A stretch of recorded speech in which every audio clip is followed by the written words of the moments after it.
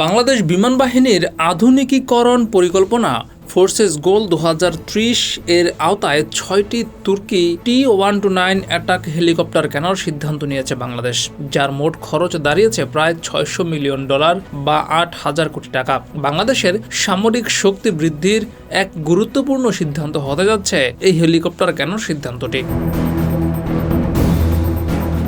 এই চুক্তি বাংলাদেশের সরকার এবং তুরস্কের সরকারের মধ্যে G2G ভিত্তিতে হয়েছে, যাতে হেলিকপ্টার সরবরাহ, প্রশিক্ষণ এবং দীর্ঘমেয়াদী মেইনটেনেন্স সাপোর্ট অন্তর্ভুক্ত থাকবে। T-129 অ্যাটাক হেলিকপ্টার হল উন্নত প্রযুক্তি সমৃদ্ধ আধুনিক হেলিকপ্টার, যা সীমান্ত রক্ষা, অভ্যন্তরীণ নিরাপত্তা, যুদ্ধ পরিস্থিতিতে দ্রুত প্রতিক্রিয়া প্রদানের ক্ষমতা রাখে।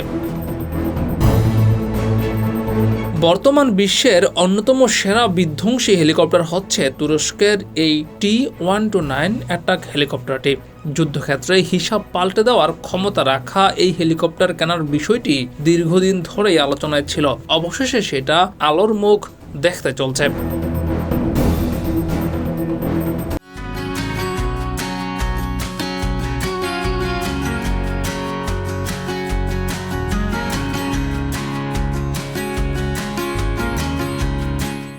এর আগে ইতালি থেকে ইউরোফাইটার টাইফুন কেনার চুক্তি করেছে বাংলাদেশের আকাশ শক্তি বাড়ানোর জন্য ইতালির এই যুদ্ধবিমানের সঙ্গে চীনের J-10C এবং পাকিস্তানের JF-17 থান্ডার কেনার কথাও চলছে।